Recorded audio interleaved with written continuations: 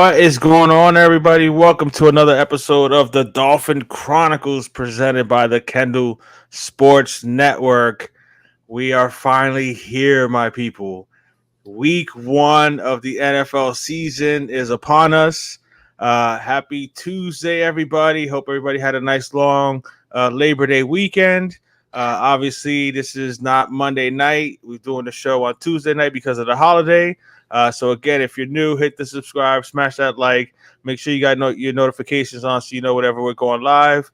But it is game week one. Yes. Jacksonville Jaguars are on the horizon for us.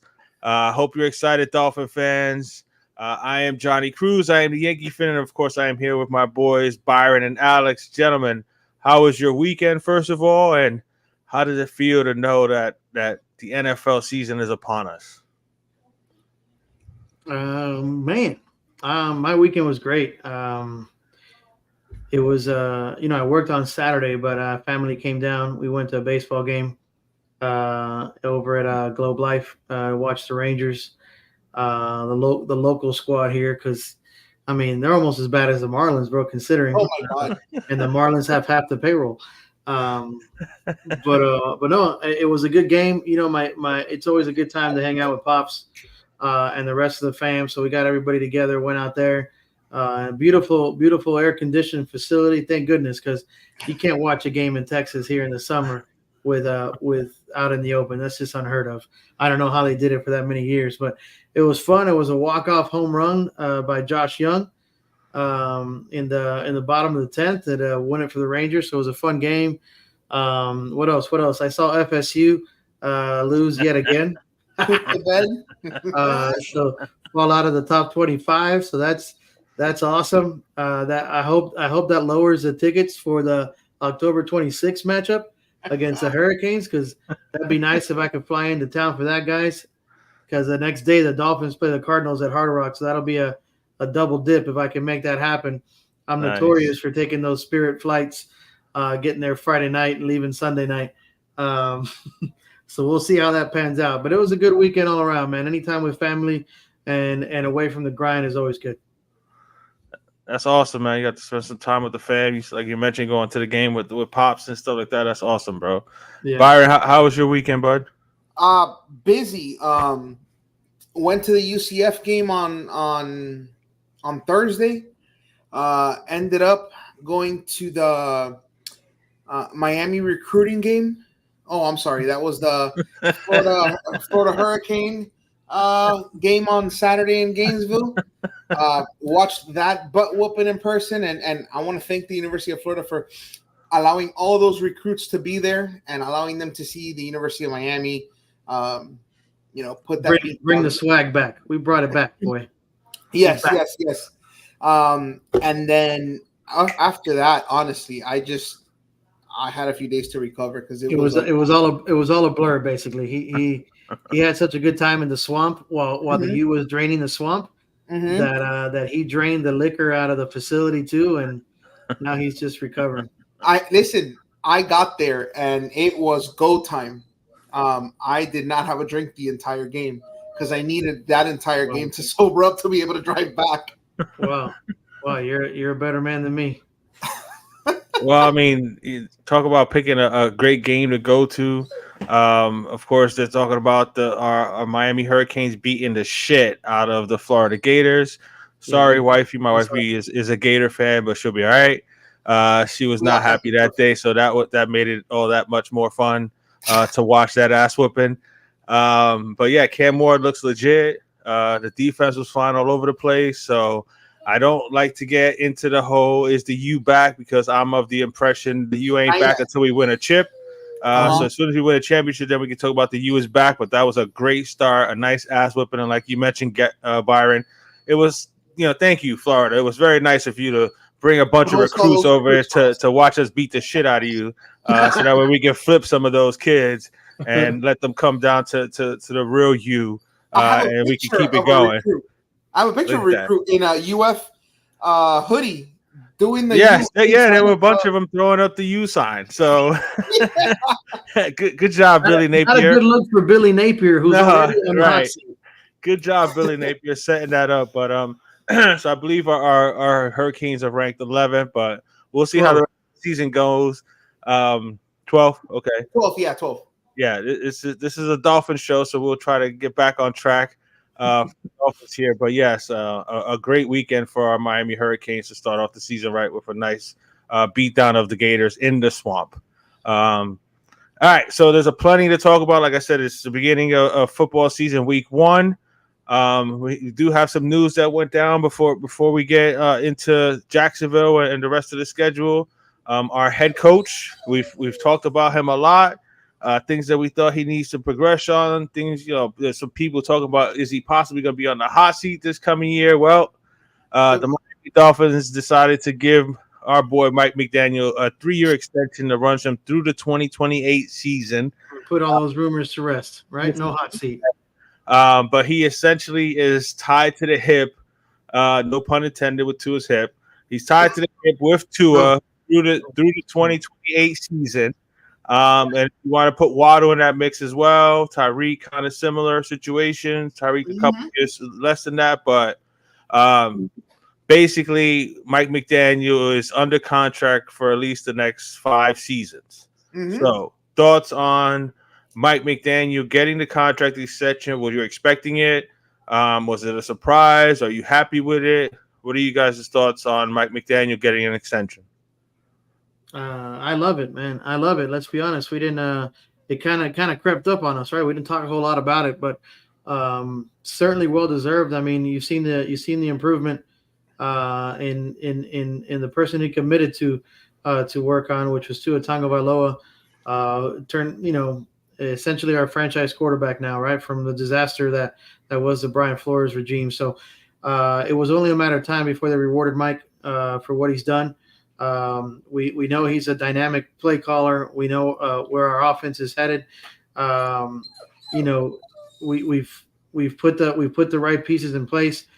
So now it's up to Mike to live up to the contract and deliver on AFC East title, multiple playoff wins, and hopefully a ship, right? So, but when it was only a matter of time when you saw Best Buy assistant manager look Mike McDaniel to South Beach drug lord, right? in only a matter of years. So we knew it was coming.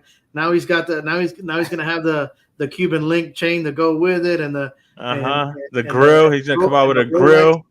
He might get a roly with a dab of ranch, but that's what happens when you come to the MIA and you deliver. You get paid. Byron, your thoughts? So I think that it was inevitable that you tie McDaniel to Tua. I think that you weren't going to have coaches lined up to come into that situation just because of the toxicity that has been associated with relationships with Tua and coaches.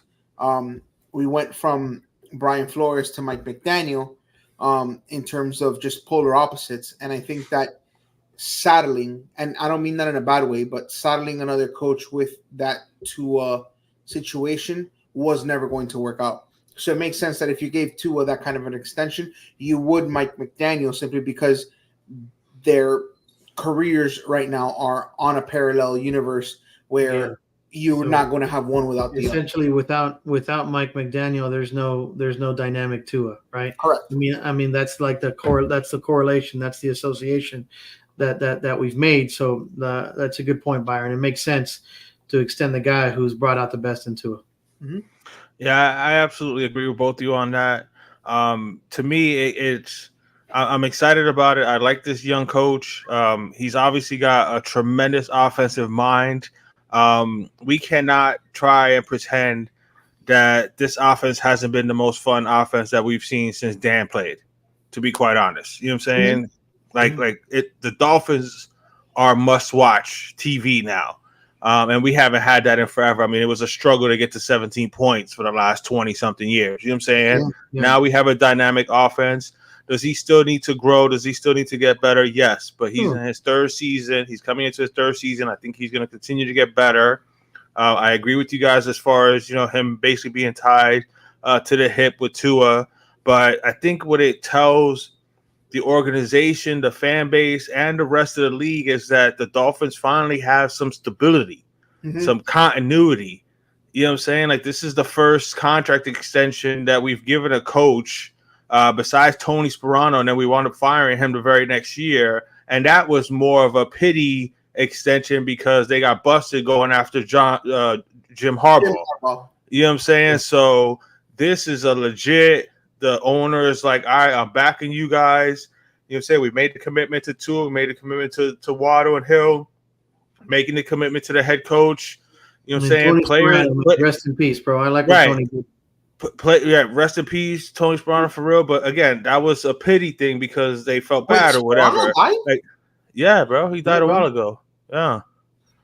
So this was a legit extension for what he's done. And I know a lot of people are like, oh, well, we haven't won a playoff game for 24 years. But Mike McDaniel ain't got nothing to do with that. He's been the coach for 2 seasons. This is his 3rd season. So we need to – I know a lot of Dolphin fans. We got a lot of scar tissue. All we've seen is this, right? Right. We've got a lot of scar tissue from the last 24 years. I get it. But let's be optimistic about what we're seeing and what we have in front of us. Players want to play for this guy. You know what I'm saying? Free agents are coming down here for less money to play for this guy. So, again, I think the stability and the continuity is a big, big thing for this franchise, which we haven't had that for a long time. We've been a laughingstock for a while. Let's be real. You know what I'm saying? So hopefully this starts to change that perception, and hopefully these guys can actually prove it on the field, because ultimately that's what they're going to have to do. They need to win division titles. They need to win playoff games, and hopefully they can get us a chip in the next couple years. So I'm excited about the signing. I'm glad they did it. I think it was something that had to be done. So now there's no, is Mike McDaniel on the hot seat? Enough of that shit. You know what I'm saying? I don't think he was anyway, but this kind of deads that, at least for the next couple seasons. So that's the first of the topics that we wanted to talk to. Of course, we had to address Mike McDaniel getting his extension. Again, we all agree it was well worth it.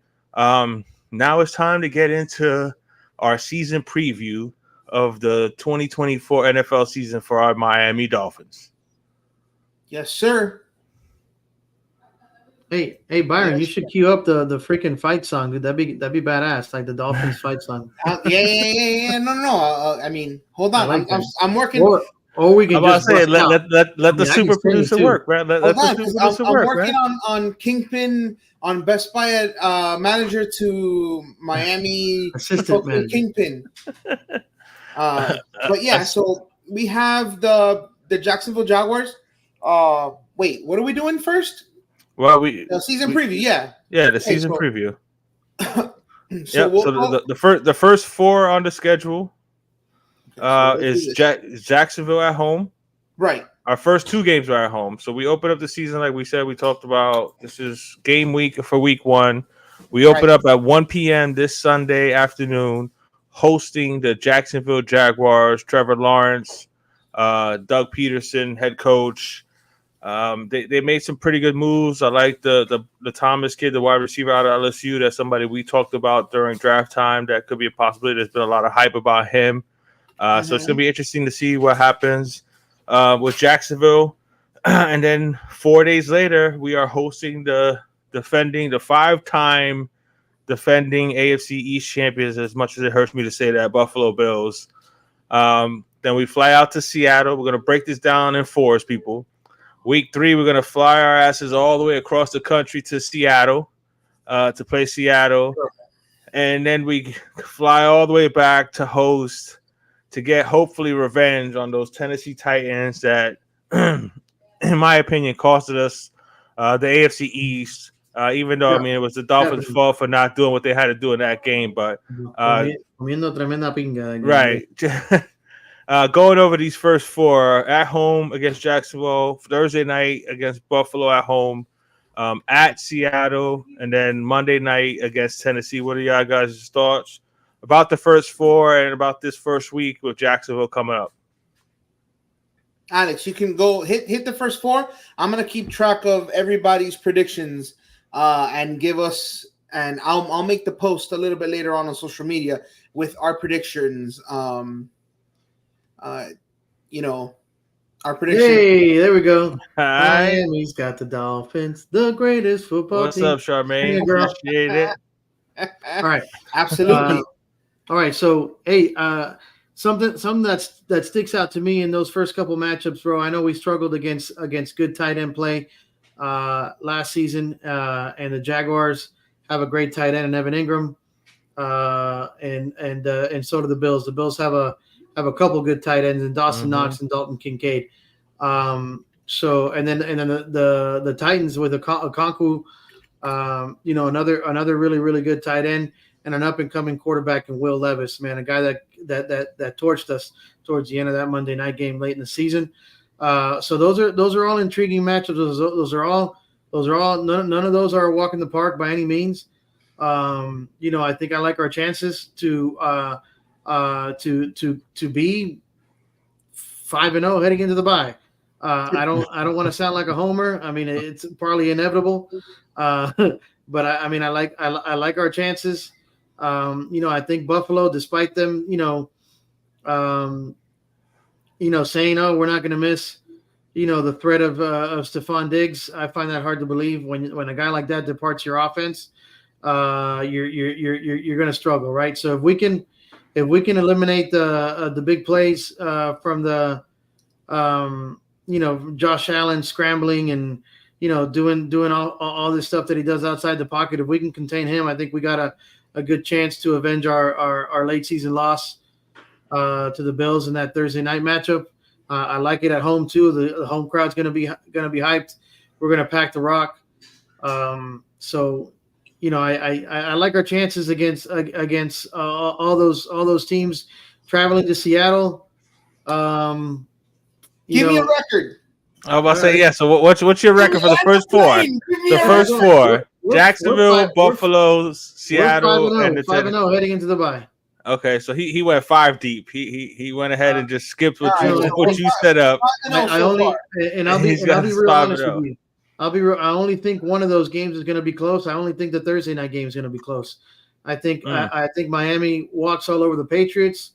Again, I mean, the Bills don't have much of a running attack, right? That's kind of been their, they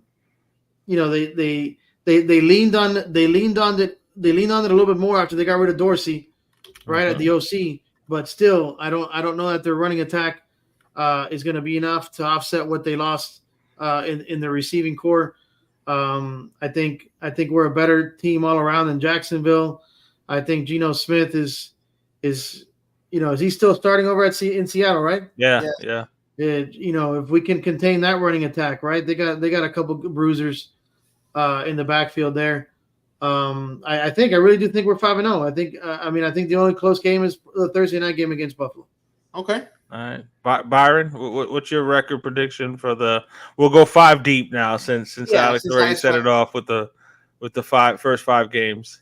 Right. So I also think we're 5-0. So Buffalo, early on, it's a Thursday night.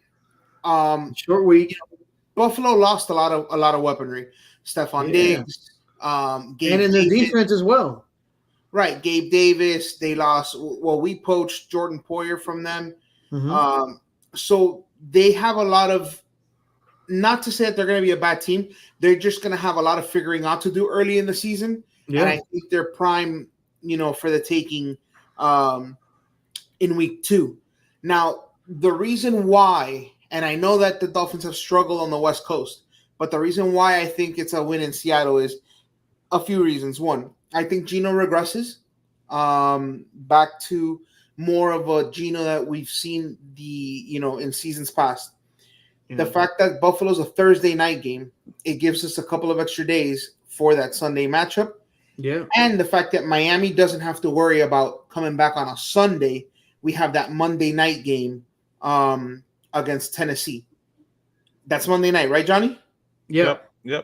Okay, so we have extra days on each side of that West Coast trip, which I think is beneficial. And I'll be honest, here's my take. You ready? I think we see Drake May in our first matchup against New England, and then we're headed into the bye. Yeah, that's not a bad prediction there. I think I think the only, and I think we have the physicality in the secondary to match up against a DK Metcalf over there in Seattle and kind of eliminate that guy. There's Jackson Smith and Jigba too, who's another big weapon over there in Seattle. But I think we have the defense and we have the depth at corner and in the secondary to overcome. To match up against those guys over there in Seattle. If Seattle's throwing the football, we're winning that game. They have to rely on that run. So if they're throwing, we're winning. Period. Yeah. Yeah, they need to if they're gonna attempt to beat us, they need to try to run the ball on us, which I know a lot of people are worried about our run defense. Is it gonna be as good as it was last year? I don't know, but I think we're still gonna be solid against the run. I'm not gonna go 5-0 like you guys are. I'm sorry. As much as I think we have every opportunity to beat the Buffalo Bills, I got to see it. I just have to. The one time that we beaten Josh Allen was the time where it was like 150 degrees, and he still had an opportunity to beat us right at the end of the game, and he bounced the pass to the guy that was open in the end zone. So I'm gonna go 4-1. In the first 5. I think the Jacksonville game might be kind of interesting because Doug Peterson, I respect him and his offensive mind. I just don't trust Trevor Lawrence. Yeah. You know what I'm saying? I don't trust Trevor Lawrence, so I think he'll wind up making a key mistake. And I don't think that they'll have an answer for whatever wrinkles Mike McDaniel has come up with in the lab for Jacksonville. And it may be the same thing against Buffalo as well on the short week. But until I see them beat Buffalo, I'm going to give Buffalo their respect as much as I hate it. The trip to the West Coast to meet Seattle, yes, it's a long trip, but like you mentioned, Byron, with the extra days before and after, I think that kind of helps alleviate some of the lag from traveling. Plus, I don't trust Geno Smith. They know Anthony Weaver knows Mike McDonald, who's the coach of the Seattle Seahawks. So I think that familiarity will help. With some nuggets that he'll give Mike McDaniel to combat that defense over there. Even though they got a nice young secondary, I don't think they have much in the front 7. So I think we'll be able to run the ball on Seattle. And I think we are going to completely obliterate the Tennessee Titans because I think they remember what happened last year. And I think they're going to want to prove a point on Monday Night Football. Hopefully we beat Buffalo and we're undefeated going into that game. But at the very least, if we're 2-1 going into that Tennessee game, we win that game with 3-1. We go to New England. I agree with you, Byron. I think that's when Drake May makes his appearance at home in Week 5. And I think we take care of the New England Patriots, who basically don't have any talent there. So I'm going to go 4-1 in the first 5 going into the bye week. All right. We have what? The next 4 is Indy, Arizona, and then Buffalo again before another West Coast trip. Yeah, before a Monday night trip to the LA Rams. Mm-hmm. Okay. Go ahead. So we come out of the bye going to Indy, then we got Arizona at home, then we're at Buffalo and at the LA Rams. Yeah. Man, I think the only game that concerns me there, to be honest, is the game against the Rams. You know, with an experienced quarterback, I don't think the Bills don't scare me more than the Jets do. You got a sweep in the Bills? Huh? You got a sweep in the Bills? Yeah, we'll sweep the Bills. I mean, first of all, we're not going to be playing in some crazy ass weather when we go over there to Buffalo in Week 9. So right, that's late early November. I mean, it might be a little chilly. So what do you have there? What do you have us going in those 4 games? I think I have us going 3-1 with our loss being to LA. Matthew Stafford in SoFi. Or no, that's in SoFi in prime time. I think we lose that one. I think LA has a lot of similarities in their offense to what the Dolphins run. And I think we struggle against their receivers, man. They're Nakua and Cooper Kupp, and Stafford is a freaking surgeon, man. I think Stafford maybe takes advantage of some of our youngsters on defense. So I don't know, but we do have a probability of getting Chubb back to this after the bye Bradley Chubb. Who else would be coming off of the pup?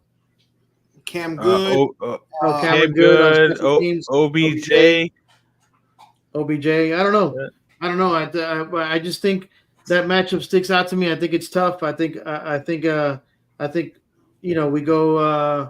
3-1 in that stretch. I think Arizona doesn't scare me a whole lot. They have Marvin Harrison Jr. and Kyler Murray back, but I don't know that they have too much outside of that. They have a good tight end also. We could possibly struggle against in McBride. But yeah, I like us being 3-1 in that stretch, and then we'll be, what is that? According to me, I have the tally. You have us at 8-1. 8-1 going into the home game against the Raiders. Right. All right, Byron. I also have us 8-1. I believe. I don't believe in Anthony Richardson. He's got to show me something. Kyler Murray, as long as you don't allow him to extend the play, I think if you can force him into throwing the football without running all over the place like a video game, I think he's prone to make mistakes. I think we do lose in Buffalo. I think that we've struggled playing there. I don't think this will be different. The only difference this time is it's not late in the year, so the weather isn't going to be much of a factor unless you get like a fluke front of some sort. And then I think after getting spanked in Buffalo, and I mean that even if we lose by 1, I think you'll have a focused group for that Rams game. So I think the trip up there is the Buffalo game. I completely agree with Byron on this one. I got us going 3-1 in this one, with the only loss being at Buffalo. Like I said, Buffalo sweeping us. I got Buffalo sweeping us. Yep. I'm not worried about Anthony. I mean, he may not even be healthy enough to play by week 7. I agree. As far as Kyler Murray, I mean, didn't the new Madden and then college football just came out, so I mean, he's gonna be spending time playing video games. So I ain't worried about Kyler Murray. Looking at the playbook, They do have some good young talent. I love Marvin Harrison Jr. James Conner is still toting that rock, even at 42 years old. So I like some of the stuff Arizona can do. He's probably 29 or 30. Yeah. But I mean, it just seems like so long ago he was on the Steelers. Like, it seems like forever ago. But I like James Conner. He's a good productive back, but I just think we have way too much talent to lose that game in Arizona against Arizona. I think we go to Buffalo, and I just think Buffalo, like I said, until I see it, I'm going to give Buffalo the edge there. But I agree with Byron. Win or lose at Buffalo, I think that game in LA is a game that the Dolphins want to send a message. Monday Night Football across the country against the LA Rams. Mike McDaniel against his boy Sean McVay. You know what I'm saying? Like, he's going to want to have some wrinkles ready for that game there. They don't have Aaron Donald. Yeah, they still got some good pieces there. They got some good offensive pieces, but I think by that time our defense will be rounding into form. Like you mentioned, we might have Chubb back and some other guys. Hopefully we're healthy. We got the rotation in the front, the defensive line in sync. I think we make a statement in Week 10 against the LA Rams. Yeah, and I think we're 7-2. Off the pub too. Yeah. If our line hasn't meshed already, and you know what I'm saying, and they're playing ball, we're running the rock. I think Mike McDaniel is gonna stick to running the ball. The whole Tyreek and the 2,000-yard shit is gone. I think it's all about whatever we need to do to win the game. There's a reason why they jumped up to get Jalen Wright. He loves him some Jalen Wright. I think he's gonna run the ball until people can show that they can stop the run. When do you think he starts to make an impact, Johnny? Is this a week 1 impact type of guy? Jalen Wright? Yeah, right. Huh? Yeah, I think he's from jump. I think it's going to be a 3-man rotation right off the back. You know what I'm saying? He already mentioned that he plans on playing them, and then he's just going to stick with whoever's the hot hand during the game. Hot hand. Okay. You know what I'm saying? So I think they're all going to get some play. I think you're going to see multiple sets where there's at least 2 of them in the backfield. They've been lining up Devon Achane all over the field in the slot and everything. So I think they're gonna play, especially with the OBJ being down the first few weeks. I think they're gonna move Devon Achane all over the place. I think Jalen Wright makes an impact. I'm not saying he's gonna run for 100 yards right off the bat, but I think he's gonna be a contributor from week 1. But I think by the time we get to week 10, 11, and 12, I think it's going to be Jalen Wright and Devon Achane with Raheem Mostert maybe getting some goal line run. You know what I'm saying? But it's going to be the two youngins are going to take over by that time. But I think we're 7-2, coming off of an impressive win on Monday night at the Rams, getting ready to come home for Christian Wilkins and the Raiders. I'll tell you this: if we beat Buffalo, we're getting blown out on Monday night. I wouldn't put it past Why them. do you think we're going to expend all our energy on beating the piss out of? It's a letdown game. If you sweep Buffalo, that's a perfect letdown game. If you go to Buffalo and beat your division rival, that's an easy letdown game. I mean, they'll be hyped up for Monday night and blah blah, and who knows? But at the same time, that could easily be a letdown. Like, hey, we've already got a little bit of an edge in the division or something. You know what I'm saying? Like, it's a classic letdown game right there. All right, next we have what? The Raiders. We got the Raiders at home. Green Bay and the Jets. We got at New England. We got the Green Bay game on Thanksgiving night, and then we host the Jets. Week 14. Green Bay is Thursday, not Friday. Yeah, it's Thursday night. Night, the late night on Thanksgiving, 8:00 Thanksgiving night, 8:30 prime time. Ooh, I'm gonna be fighting that turkey. You better take that power nap. Yeah, it's gonna be Tua against Jordan Love, the quarterback that Brian Flores wanted in that draft. Mm-hmm. So, Alex, your thoughts on Raiders, Patriots, Green Bay Packers, and then our first game against the bum ass Jets. Hey, let's go through it one by one, man. Again, the only loss that I have for us here is that Rams loss in prime time at SoFi, or not SoFi. Is that SoFi? Yeah, SoFi, right? Yeah. So no, nothing scares me about the Raiders, man. Although I don't know, Gardner Minshew. I don't know if he's still going to be the starter come week 11. Isn't he? Wasn't he named the starter for the Raiders? He was either him or Aiden O'Connell. O'Connell, yeah. So we it did take a late Jalen Ramsey pick last season when the Raiders came to town to seal the deal. But I think we blow out the Raiders at home again. Early game, so we'll take care of business there. But the Patriots, they might be one of the worst teams in the league. I mean, aside from Ramondre Stevenson, a guy that could hurt you. I don't think the Patriots challenge the Dolphins in Week 12. So we sweep New England. I got us beating the Raiders. That Thanksgiving game at Lambeau, that's going to be tough. I think I have us losing that one, but rebounding and beating the Jets at home. I like Jordan Love. I don't think he does. I don't think he quite earned all that money he got just yet. But the Packers have some weapons. The Packers have some weapons, and their defense is sneaky good too. They got a Dontavian Wicks. They got that Christian Watson kid. And then Jordan Love can make plays out of the pocket. You've seen him do that, and he's deadly accurate too. Nothing taken away from our quarterback. I think Tua plays a great game. I think that's a shootout, but our defense ends up fucking that one up for us late, I think. Again, win at home against the Raiders, win at home against the Pats, lose in Lambeau on Thanksgiving. That one's gonna suck because I'm gonna be invested in that one like a motherfucker. And then rebound and beat the Jets Sunday afternoon, early December. Byron, I have us going 3-1 as well. Who's your loss to? Well, Gardner Minshew doesn't scare me.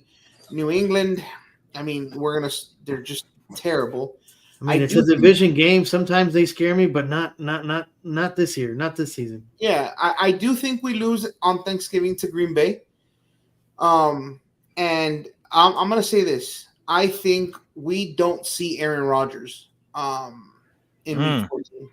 I think the quarterback starting for the New York Jets on Week 14 is a familiar. Tyrod Taylor? No, I think it's Jordan Travis. Oh, wow. Jordan Travis, the kid out of FSU? Yes, sir.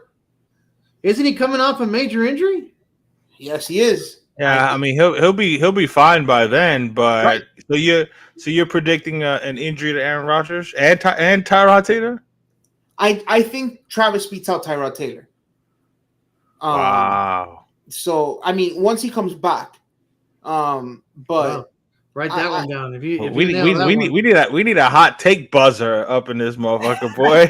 Yeah, I think Jordan Travis will be the Week 14 starter for the Jets, and I also have him going 3-1. So Alex and I have them both at 11-2 at the moment.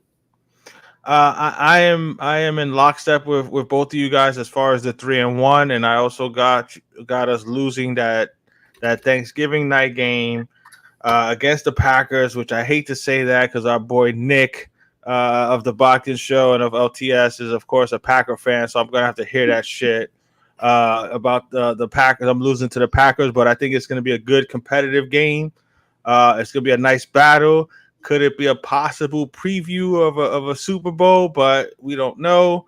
Thursday night, Thanksgiving at Lambeau Field. I think it's a good competitive game, but I think Jordan Love makes a couple more plays to beat it out in the end. I'm not worried about the Raiders at all. More plays or one less mistake? No, I think he makes a couple. I don't think Tua has a bad game, especially against Jordan Love. He's, you know what I'm saying? He knows Brian Flores wanted Jordan Love. You know what I'm saying? He's going to be ready to play that game. And I think Mike McDaniel, again, another one of his boys with LaFleur. So I think our team is going to be ready to play. I'm going to give Jordan Love his props. I like Jordan Love a lot. I liked him coming out in that draft. I think he does. I love that young wide receiver core that they got. And like you mentioned, their defense is sneaky good. They got a hell of top picks on that defense. I think they're going to make one more play or two than we will to win it at the end. So Green Bay will beat us. I'm not worried about the Raiders. Christian Wilkins, that don't mean shit to me. You're coming over here. Yeah, I'm happy for you. You got that bag. But now you get to go on the scrub-ass Raiders. I like Max Crosby as well and Devontae Adams. But that's it. That's all you got. So I got us beating down the Raiders. New England, I hear you on the division game and stuff like that, but they are just horrible. Even though I think Drake may turn out to be a pretty good quarterback, but not against what Anthony Weaver is going to have for him. Plus, they won't be able to stop us on the offensive side of the ball. I think we'll be able to put up major points on New England. That Thanksgiving game does worry me, but I think that loss is going to propel us to beat the hell out of the Jets in Week 14. So we go 3-1 in that stretch of 4. All right, what do we have next? All right, the final stretch here. Mm-hmm. At Houston, home against the San Francisco 49ers, at the Cleveland Browns, at the New York Jets. This is for the division. This is for a possible number 1 seed. This is it right here. These 4 games will determine whether or not we break all those narratives and we actually put ourselves in a position to not only make it to the playoffs, but to host a couple playoff games and give ourselves a legitimate shot to try to make a run in these playoffs. So at Houston, home against San Fran, at Cleveland, at the Jets. What do you guys think? Oh man, I'll start it. This one's tough for me. It's certainly a tough stretch of games, assuming everybody's healthy, man. And again, that's it's contingent on that, man. We got to stay healthy. We got to stay healthy. We can't do stupid shit. Like if we're up fucking 40 in the fourth quarter, I better not see Tua Tagovailoa, Devon Achane, or anybody that's worth a shit in the lineup that late in the game. I'm sorry. If we're up more than 2 scores or 2 scores late in the game, we need to start thinking about that. because this is a I think gauntlet Mike of a McDaniel stretch. learned his lesson, bro. This is a gauntlet of a stretch. Houston is a very, very formidable opponent. CJ Stroud is only going to continue to get better despite the outrageous and phenomenal rookie campaign that he had. I think he's going to get better. They've added some pieces. They're going to get back some guys that were hurt. So I think we lose that game to Houston in Houston. Okay. But I think we rebound with a massive win at home against the 49ers. And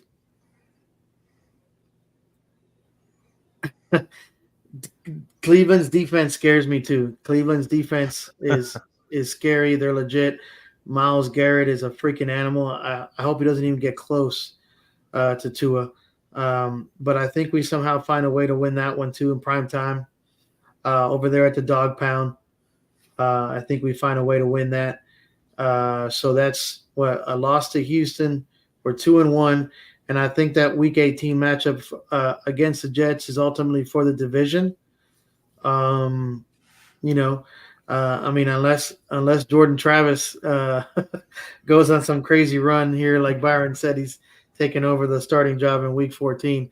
I do think the Jets have a good enough team to compete for the division, and I think that Week 18 game is for the division, and I think we win that game. So, 3-1, yeah, 3-1 in that stretch. But those are all going to be they're gonna take a lot out of us. So we might lose some people to injury in that stretch of games. I'm afraid to say. I hope it's not some big time names, but we might lose some people to injury in that stretch of games. That is tough. That is a gauntlet. That last week 15. I mean, that's where you separate the men from the boys. So I think we go 3-1, but it's at a cost. All right. So if we go 3-1 in that stretch, Alex has us going 15-3. 15-3, bro. Now, if we go 15-3, that's the number 1 seed. That's the bye. That's chilling. We might need that bye to recover from the fucking that gauntlet. Yeah. All right. We're gonna need that bye. Byron, what are your thoughts on those last 4? At Houston, home against San Fran? I think we go 2-2. I think we lose Week 16 to the Niners, and then I was on the fence. And Week 17 to Cleveland. I don't think Deshaun Watson's starting for Cleveland in Week 17. I think it'll be Jameis. I think we beat Houston. Man, you got quarterback roulette over there, huh? The freaking musical chairs in the quarterback room. They kept 4. Byron thinks everybody's getting replaced. No, not everybody, but I do think that these two teams. I don't know. Something tells me Deshaun's not finishing the season again, and then I think we bracket it off with wins against Houston and the Jets again. That leaves me at 4-4. I mean, at 14-4. I think that Week 17, the weather will have something to say about it, and it's going to be a rough week because everyone's going to be talking about us and cold weather again. But I think we go into the Jets and beat them in cold weather. I don't know if it'll dispel the rumors. I don't know if it'll dispel the talk, but I do think we win on Week 8 and in Week 18. Wow. All right. Well, I got us. I'm gonna start off with Houston. I think we lose to Houston at Houston. Okay. And I do think we turn around. And I think we do beat San Francisco at home. I'm not gonna say convincingly, but I think it's what I'm saying in the fourth quarter. It's a given. What I'm saying, Brock Purdy, props to him and what he's done or whatever. But I think there's gonna be a little exposure of Mr. Brock Purdy this season. And by the time we get to Week 16, I think we're going to be ready to, make some statements, especially about this stretch. This stretch has been talked about a lot. So I think we win that game at home against San Francisco. I think we go up to Cleveland, and it's an ugly, heavyweight, punch for punch, blow for blow, fight, big time. But I think we win that game. I think we outlast the Cleveland Browns. We beat the Cleveland Browns. We clinched the division with that win right there. And I think Week 18 don't mean shit to us. And the Jets will probably be playing for their playoff lives. So I'm going to say we lose that game week 18, but we've already clinched the division and we probably got the number 2 seed or the number 3 seed. So I got us going 12-5. Yes. Okay. Yep. I feel like you're a little optimistic that 12-5 wins us the division. I think it does because I think we're gonna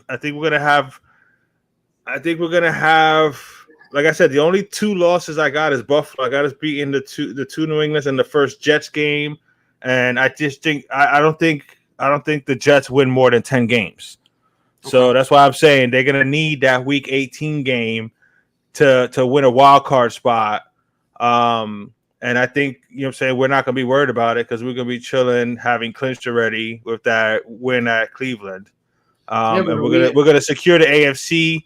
I don't see Mike McDaniel risking players in week 18 if we've already got everything locked up. Now, if there's an opportunity, now that's different. If we have the opportunity to get the number 1 overall seed, trying to jump quick. Well, I'm just saying though, because it matters. You're right, though. You know what I'm saying? If there's an opportunity to get the number 1 seed, then I think you have to play that game. You know what I'm saying? If there's no way to, if Kansas City is on some ridiculous run and they're 14-2 or 14-3 going into that last one and there's nothing we can do, then why even bother? If we got the division locked up, then why even risk an injury going into week 18? But if there's an opportunity for the number 1 seed, then sure. But I think a 12-5 record will win the division, and at the very least will make us the 3rd team, the number 3 seed. Okay. So I will be posting on social media what we have them as and where we have them, and we'll go. We'll definitely talk about it throughout the season.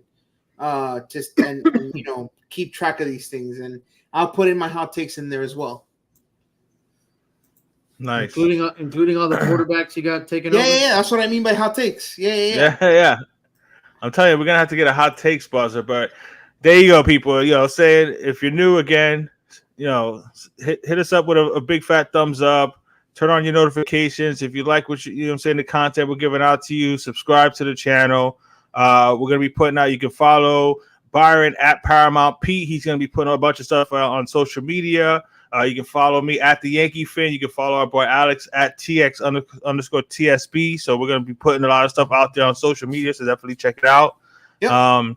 So that is our record prediction for this 2024 season. Alex is very optimistic with us going 15-3. Byron right behind him at 14-4. And me trying to be as realistic as possible. I'd love to say we're going to go 15-3 or 16-1. But I say we go 12-5, but I do think that we win the division and we lock it up before week 18. But who's to say we might have to play week 18 just to win a division? Hey, and I want Aaron Rodgers to stay healthy. I'm an Aaron Rodgers fan as far as the football player. He's a knucklehead off the field, but I love watching him play, and I don't want the excuse. I don't want Jet fans to be able to say, "Oh, well, Aaron Rodgers didn't play that." I don't want to hear that shit. I want to beat Aaron Rodgers. I want to beat Josh Allen. Yeah, I think so too. I just 14-4 is 18 games. So that should be 13-4. Yeah, okay. 13-4. Okay, there we go. 14-3. Yeah. Yes. Yeah. Apologies. We are not the best with the maths. I'm terrible at math. So Alex, my apologies. Alex got us at 14-3, Byron 13-4, and I'm at 12-5. I think we all agree. Expectations are that we win the division. Expectations are high. Yes, I think we win the division. That's a no-brainer. I think Buffalo takes a step back this year. We know where New England is at. I mean, as far as talent, as far as roster, from top to bottom, I don't think they can compete with the likes of the Jets and the Dolphins. And I think ultimately we have a few more pieces that I like better explosively on offense. And there's been rumors that there's some disarray in the Jets, right? Mm-hmm. We've seen that kind of floating around on social media, that there's there's not that connection. And I think it's important, especially later in the year, right? That grind, the closer you are as a unit, the better you guys are going to perform, the better the product on the field. So I think we have that edge when it comes to that. So I think we do win the division. Okay, so if you win the division, what is your other expectation for the Dolphins? I'm going to go out there and say it, bro. I think it's Super Bowl or bust this year. Okay. All right. Johnny, we all agree on win the division. What is your expectation? I say we win the division. I say we get our revenge against the Houston Texans at home in the division round. And then I say we go to Kansas City for the AFC title game at Kansas City. And it's not going to be minus 20. It's going to be cold, but it's going to be beautiful, perfect football weather for both of these offenses to go at each other. And may the best team win. But I think we're going to go to Kansas City to play number 15 and the Kansas City Chiefs for an opportunity. I mean, can it get any better than that, bro? We win the division. We beat the up-and-coming C.J. Stroud and the Houston Texans in our house. It can. And then we get to go to Kansas City. We get to go to Kansas City to avenge that loss from last year. I want to host KC. Yes. It would be nice. It would be nice, but I ain't scared to go to Kansas City. Hopefully it ain't minus 20. Hopefully it ain't minus 20. But wouldn't that be even sweeter? I'm always going to be scared to go to Kansas City. I'm always going to be scared to play 15. I don't care if it's in the backyard of my house. You know what I'm saying? 15 is 15. But I would love to be able to go in their house. Like I said, it's going to be cold, but it ain't going to be no ridiculous. It's going to be perfect, beautiful football weather. Blizzard, bro. You know it's Nah. It's going to no blizzard, no ice. No. It's going to be cold, but it's going to be a nice cold where they can actually play some football, and we're going to be battling it out, and the best team is going to win it. Hopefully we can win it. But I think we make it to at least the AFC title game. I hope we host it, but I don't think we will. I think Kansas City is going to be on a mission. They normally don't care about the regular season, but the dumbass Raiders had to come out with that stupid-ass little, teddy bear or whatever, making fun of him and calling him a bitch and shit. Oh, I haven't seen that. You didn't hear about that? No, we've seen it. You just forgot about it. They made some kind of doll, and they were talking like Kermit the Frog, gigging on him and calling him a bitch. Oh, so, you have to send me that. I haven't seen that. Yeah, I'll find it for you and I'll send it to you. I'm sure Dolphin fans have seen it out there. So I think Patrick Mahomes is gonna be like, oh, for real? You know what I'm saying? Plus, I don't think he likes the fact that he was ranked number 4 of the top 100 players. Chip on his shoulder. Jesus. So right, that's all he needs is a fucking chip on his shoulder. But you know what? I think we can beat them. You know what I'm saying? I think we have the talent. I want to play Kansas City. Okay. If you're gonna be the best, you got to beat the best. He's the best. They're the best team. You know what I'm saying? Then there's no doubt about it when we go to the Super Bowl and we beat up on Green Bay. You know what I'm saying? It's not gonna be no doubt. They're not gonna be like, oh well, you got to the Super Bowl because Houston beat Kansas City. And you didn't have to play Kansas City. I don't want to hear that. They're going for an impressive 3-peat. Yeah. So Johnny, okay? Is your expectation the AFC Championship game or the Super Bowl? The AFC title game. I mean, I can't say that we beat Patrick Mahomes. Okay. I hope so, but I don't know. Just asking. I just think I think we get there, and then hopefully we do. But I'm not going to bet it. I'm not going to bet against. I'm not going to bet against that kid. Mahomes. If we're playing in the AFC title game against anybody else, then I think we win it, and I got us going to the Super Bowl. But if we're playing Kansas City, I just can't pick against him. I hope we win, but I think we make it to the AFC title game this year. I think we crush all the other narratives.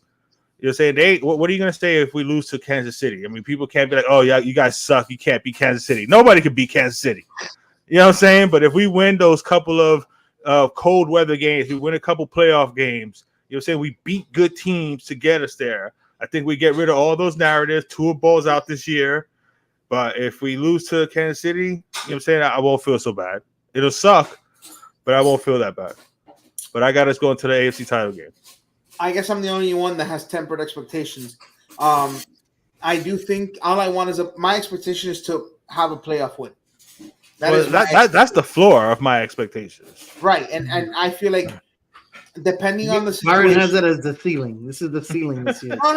No. That is my expectation. One playoff win. What I expect. Well, here's the thing. I have us going 13-4. If we're the number 1 seed and we win one playoff game, we lose in the AFC Championship game. So, True.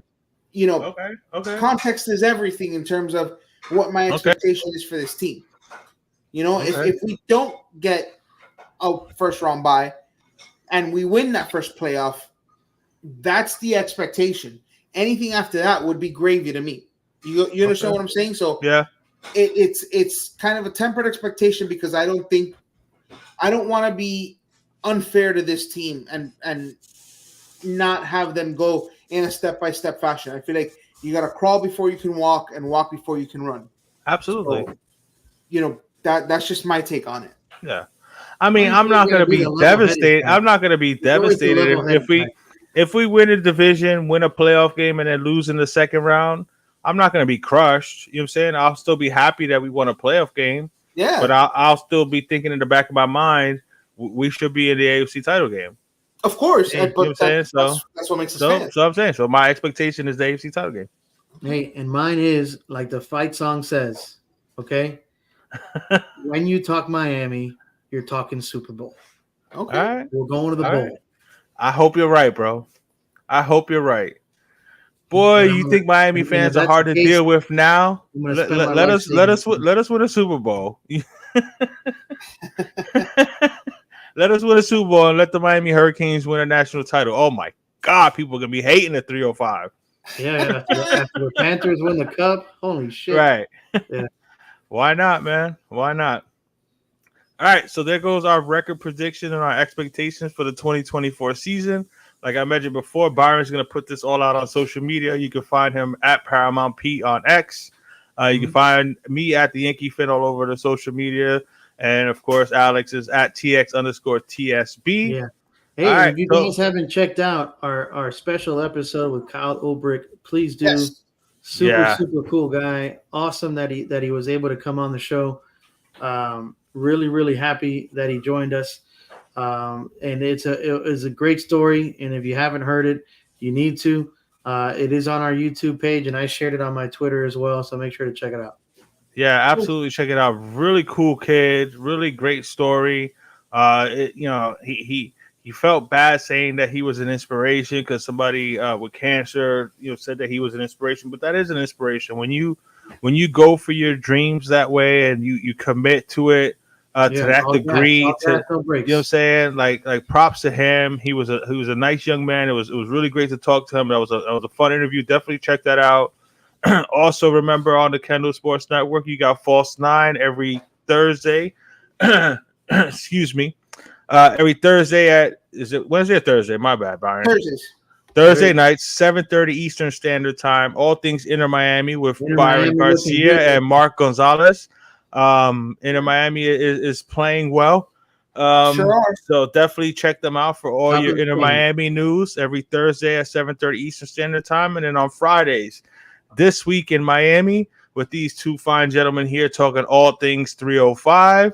And not only wait for us, expect us to start putting out that show a little bit more regularly, guys. Yeah, it might be on a different day than Friday, but just please stand by for our social media for announcements. Yeah, absolutely. Make sure you have those notifications turned on so that way you know whenever we are going live. But that this week in Miami is talking all things 305, like I mentioned, the Miami Marlins, the Miami Hurricanes, Inter Miami, of course, the Miami Dolphins, Florida Panthers, all the stuff, you know what I'm saying? FIU, everything, South Florida sports. Definitely check that out there. I may be making some cameos there because, of course, I am a huge Miami Hurricane fan. So definitely, right now it's Friday nights, but definitely have your notifications on so that way you don't miss any of those shows. Be on the lookout for the Johnny Cruz show that's coming up in the next few weeks. I've been talking with Byron. I'm trying to put something together. It's going to be a bit of everything. I'm going to talk all sports from around the league, football, baseball, basketball, women's sports, WNBA, NBA, college softball, college basketball. I'm talking everything. So definitely be on the lookout for that one there. All right. So we have our predictions and our expectations. The Miami Dolphins also, before this week comes up, put out a nice video of the captains that they named. First of all, I really like the captains that they named, but the video is actually pretty cool too. So check out the video of the captains for your Miami Dolphins 2024.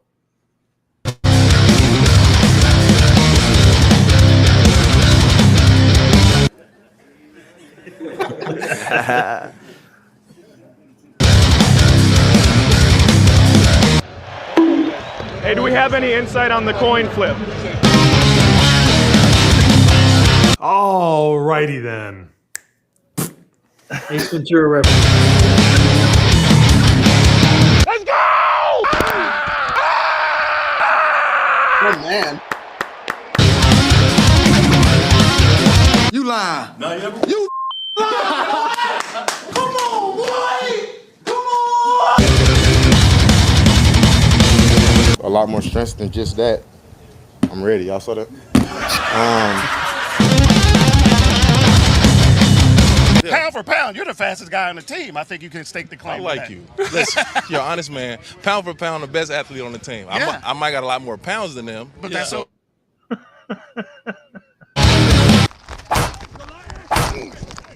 didn't take my damn inhaler today.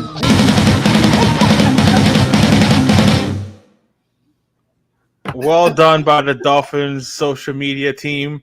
I really like the people they put together there for our captains, of course, Tua, Tyreek, Jalen Ramsey, Alec Ingo, Teron Armstead, Zach Sealer, David Long Jr., and of course Calais Campbell. And for those that are like, oh, Calais has only been there for a little bit, it don't matter. He's got the time in the league. You know what I'm saying? He's got the blood and sweat, right? And he is a born leader. He is somebody that you definitely want representing your organization as a captain. So he's going to help out with those young guys. So I like the people that they picked for the captains. So I'm excited about that. You guys' thoughts on the video and our new captains for the 2024 season?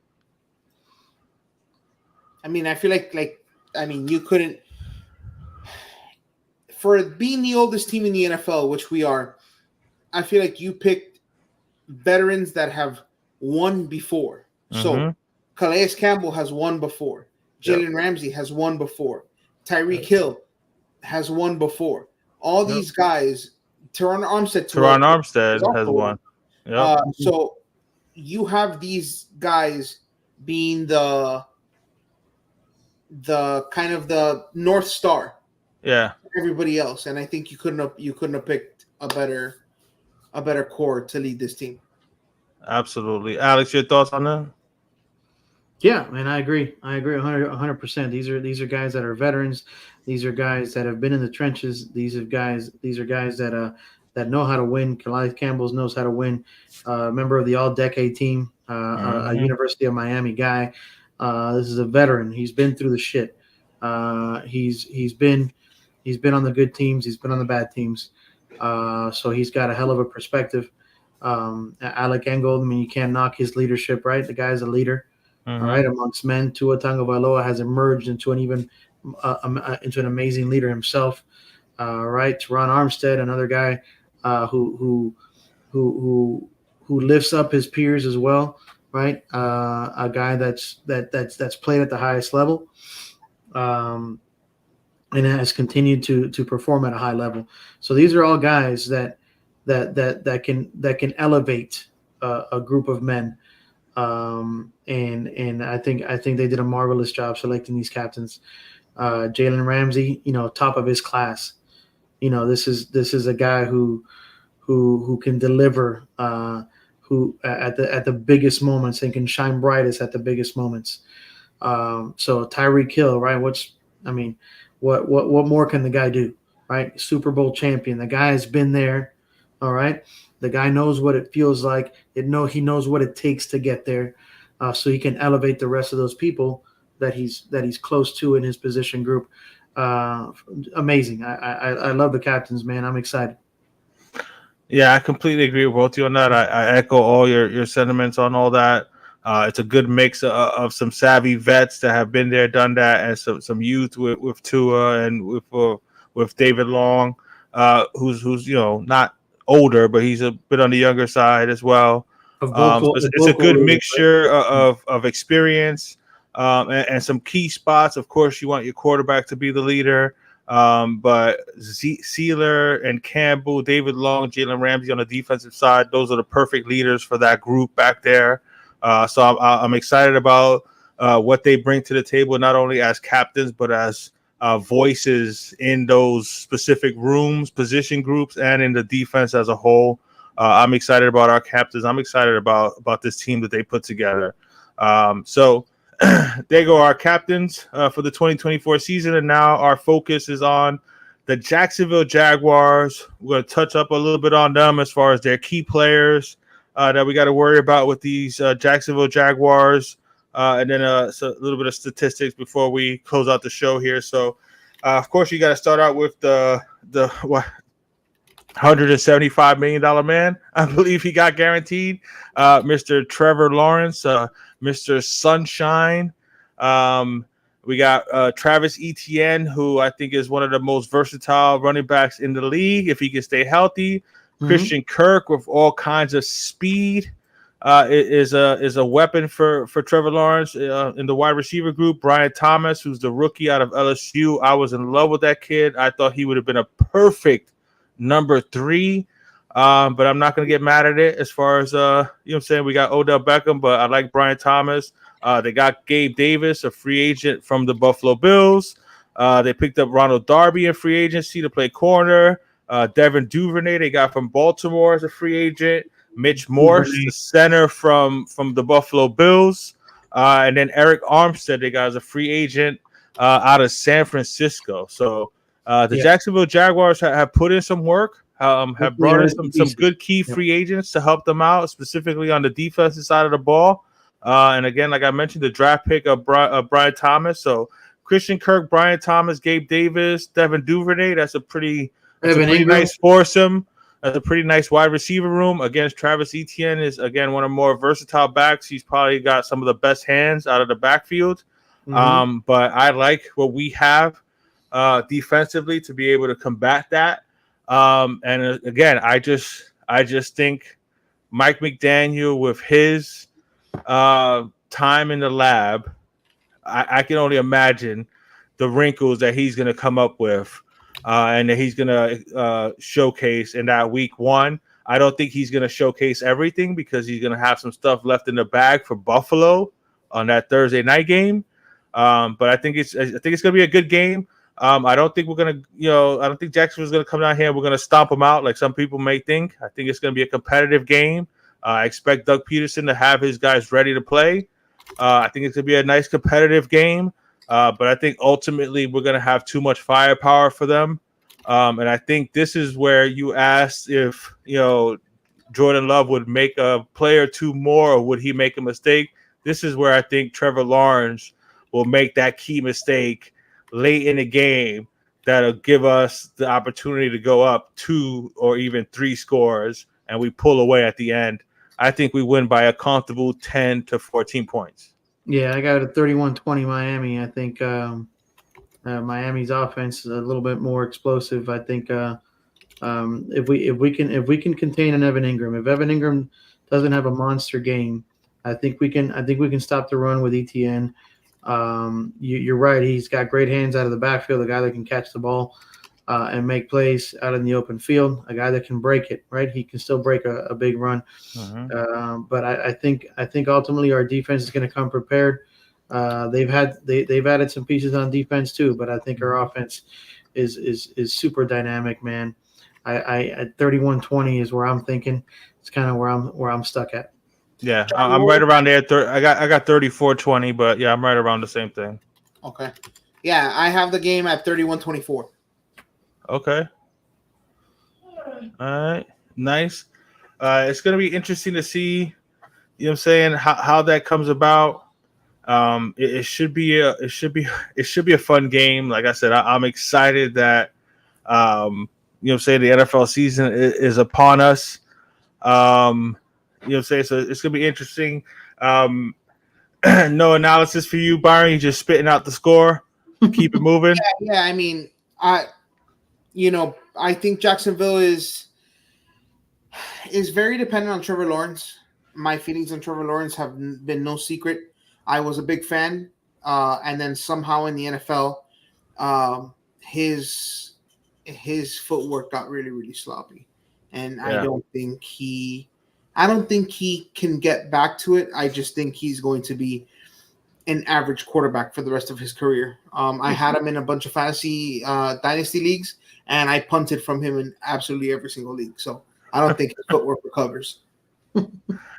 Wow. So where's that hot take button, Alex? We gotta hit that hot take button. I know how you feel, Byron. I had him as my dark horse MVP for last year, and of course that did not happen at all, not even close. But I expect Doug Peterson to help him with that footwork, and the talent is there. He just has that propensity to just throw the untimely pick. So that's where I just don't trust him to make the right play in the end. They were the fourth least penalized team last year, 21st in turnover differential -3, 14th, 22.2 points per game scored, 21.8 points per game allowed. We got some more depth chart stuff here. I'm excited. We haven't talked much about it, but Jonnu Smith, the depth chart has come out for our Miami Dolphins. Of course, Tyreek Hill is the number one wide receiver. Teron Armstead at left tackle. Robert Jones at left guard. Aaron is the way he pronounces his name. Aaron Brewer is the center. Liam Eichenberg at right guard. Austin Jackson at right tackle. Durham Smythe at tight end. Julian Hill, Alec Ingold at fullback. Jonnu Smith listed as a fullback, which is listed as a fullback, but he's going to be all over the field. Yeah, he's going to be playing all over the field. You know what I'm saying? I drafted him on one of my fantasy leagues late in the draft. I think he's going to score some touchdowns. We had Dubose there sneaking in. Yeah, we had 0 touchdowns from the tight end position last year. I think that changes this year for sure. Tanner Connor, we have some depth there. Raheem Mostert is listed as a starting running back. Devon Achane, Jeff Wilson, and then Jalen Wright. Tua, of course, is the fourth running back in the depth chart right now. Yeah, that's just for shits and giggles. I wouldn't stress that at all, bro. I guarantee you Jalen Wright gets more carries than Jeff Wilson. Okay. Tua, of course, is the starting quarterback. Skyler, the backup. Jalen Waddle, the starting wide receiver on the other end, with Malik Washington and the Grant Dubose kid who we claimed him. We claimed him off waivers from the Green Bay Packers. The Green Bay Packers wide receiver room was stacked. He's the biggest wide receiver we got in the room. 6'2", 205 pounds. He likes to block. He's one of those wide receivers that Mike McDaniel loves because he doesn't mind getting down and dirty. He comes from a similar offense, having played for Green Bay. I think that kid's going to get some run, especially while Rivers down. So it's going to be interesting to see how this comes about. Again, I understand Jalen Wright is listed as the fourth running back, and Jonnu Smith is listed as a fullback, but guys are going to be lined up all over the place. Like I said, we're going to see some shit that we're going to be like, wait, what the hell is Mike McDaniel doing? And we're going to see some funky shit, man. I'm excited about it, bro. All right, are we going to run through this real quick so that Alex can get up out of here, or we're going to hold it down without it? So I'm happy to announce that this year the Dolphin Chronicles is going to be doing a suicide pool, or what they call a Survivor League, and a fantasy football. Keep your eye on social media. We will make the announcements and teams and all of that stuff on social media. We will be updating. Week 1 is easy. I'm picking the Bears over the Titans. Okay. Well, you got to make that, and I'll put those picks on social media. And then we will update each week standings and who's alive and how Alex got bounced in week 1 with Caleb Williams. Take it to Vegas, bro. Bears over the Titans. Easy one. Okay. Caleb Williams throwing up on himself and Alex being eliminated in week 1. Shall see. Yeah, so that should be a lot of fun. So definitely check that out. And you can follow that at KSN Sports for the Kendall Sports Network. At KSN Sport on Twitter and KSN Sports Net on IG. There you go. KSN Sports on Twitter. Yeah, KSN Sports. It's all on the scrolling thing. Yeah, it's there you go. Just read the scroll down there. But follow us on all our social media platforms. Byron's gonna be putting a bunch of stuff out there on social media, so definitely check us out. We're gonna have the Suicide League, and we're also gonna have a fantasy league where we're gonna have some fun, picking some teams and picking some players so that we can have some fun during fantasy football season. I believe we're doing our draft tomorrow. Yes, sir. So that should be a lot of fun. So again, if you're new, hit the subscribe, smash that like button, make sure you got your notifications on because stuff is always changing. Life happens. Sometimes we got to move shows around, so you don't want to miss out. You want to be able to catch everything, so definitely have your notifications on. But we will be back Monday, 7:30 Eastern Standard Time, so that we can review the ass whipping that we put on the Jacksonville Jaguars as we start our season 1-0, and we can preview the upcoming game. And then again, every Thursday, 7:30 Eastern Standard Time, False 9, all things Inter Miami with Byron and with Mark Gonzalez. You definitely want to check that out. And as of right now, this week in Miami is Friday night, 7:30 Eastern Standard Time. That may change as far as the date. So definitely be on the lookout for that. But these two gentlemen talk all things 305 and South Florida sports. So definitely check that out. For Byron, for Alex, for the Miami Dolphins, I am Johnny Cruz. I am the Yankee fan. Thanks for checking us out. Have a great evening, everybody. We'll see you guys next week. Peace.